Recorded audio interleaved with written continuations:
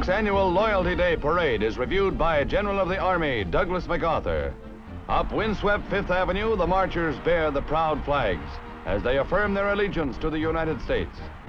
The ceremony is sponsored by veterans of foreign wars and carries its annual defiance of communism and the Kremlin.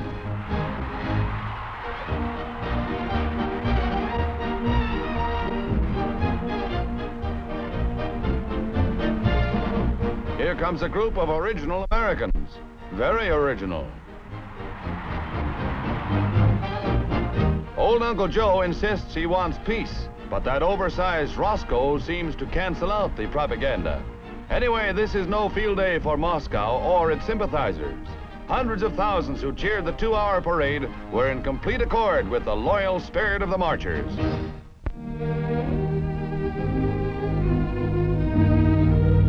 Italy harks back 6 years to the days when the land was a battleground. At Casale Monferrato, a powder plant makes a shambles of the countryside. Homes in the neighborhood are razed. Fortunately, no workers were in the plant at the time of the explosion, so that the toll was kept to 2 dead and 1 wounded. Farmers in the vicinity search the ruins for anything that may be salvaged, but the result is a load that 2 oxen can haul away. This was once home to people who lived close to the land. Now all is desolation, following a blast in the night when the implements of war once again take their toll over a rural countryside. This is the final test at a school for babysitters in Delft, Holland. When these college boys have mastered the 3-cornered pants, baby is ready but not overly eager for their attention and care at so much per hour. A typical graduate soon learns that cramming for exams plays second fiddle to cramming junior when he's on the babysitting job. Someone is hungry. Studies will have to wait while a sumptuous repast is prepared for His Royal Highness. Now comes the time that makes or breaks the new sitter. Will baby go for his line and eat the stuff? Try it, Buster. It looks so good I could eat it myself. Oh, come on. Yeah. At La Campanella on the outskirts of Rome, rookies of the Firemen's National Corps go into training for regular assignments. To put them in first-class physical condition, modern gymnastics strengthen their bodies, presenting a rhythmic spectacle of muscular control.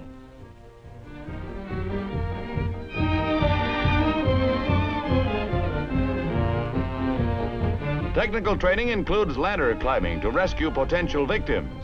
Pre-education of this type pays off when the chips are down.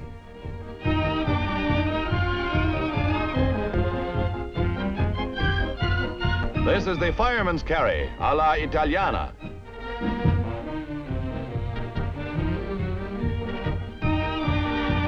Civil and military officials both are anxious to build an efficient corps to handle fire control in the ancient city.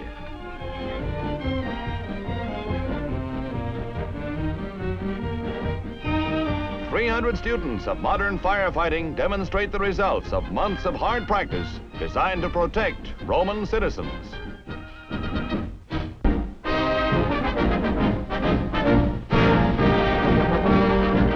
It's Ladies' Day at Fort Stockton, Texas. All the fellas can do today is look as the good lookers strut their stuff in the All-Girl Rodeo. These Lone Star cowgals get things going with a grand parade in real Wild West style.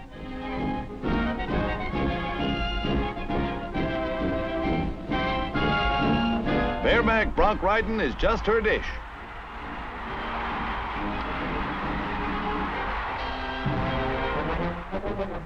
Well, they can't all stay on. Out west, where men are men and the steers are ornery, a gal accepts her fate gracefully and hasn't a beef coming.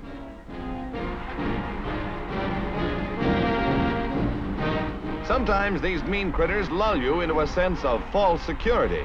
Yeah, there's nothing to it.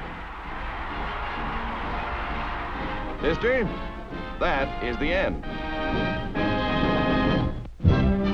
That All-American pastime, baseball, brings out the All-American Girl Baseball League for spring training at Alexandria, Virginia. Two teams are working out, the Fort Wayne Daisies and the Racine Bells, getting in shape for an opening day doubleheader. Dottie Schroeder is quite confident that her hair won't get in her eyes. And keeping her eye on the ball is catcher Kate Vondrow. Okay, gals, play ball. Pat Scott has quite a curve, but this one is wide, and Gene Marlowe is willing to wait.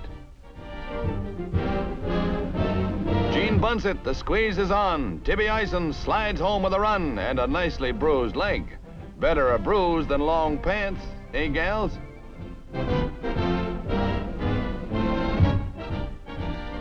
Joe Weaver hits the long ball, almost out of the ballpark.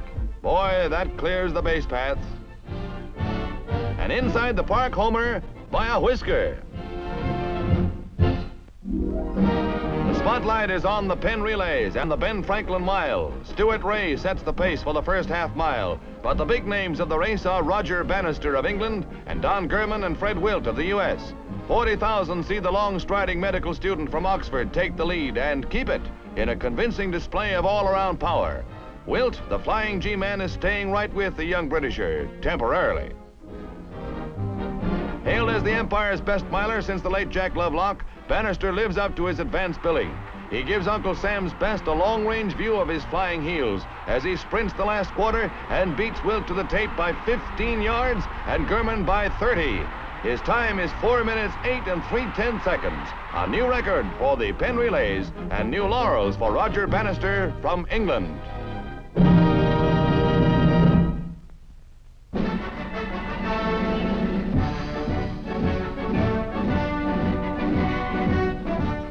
You know, there are plenty of good investments in this country, but I have one permanent share that no money can buy. My share in the United States of America. We are all shareholders getting priceless dividends every day, just from being American.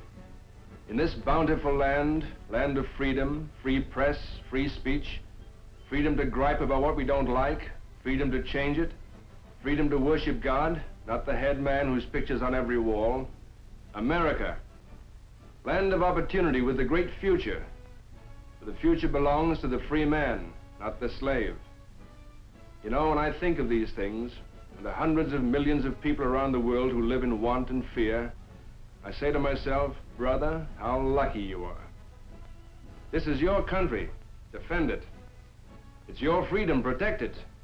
It's your future. Build for it. Save for it. Buy shares in it. Sign up for the payroll savings where you work. Buy United States defense bonds regularly and hold on to them.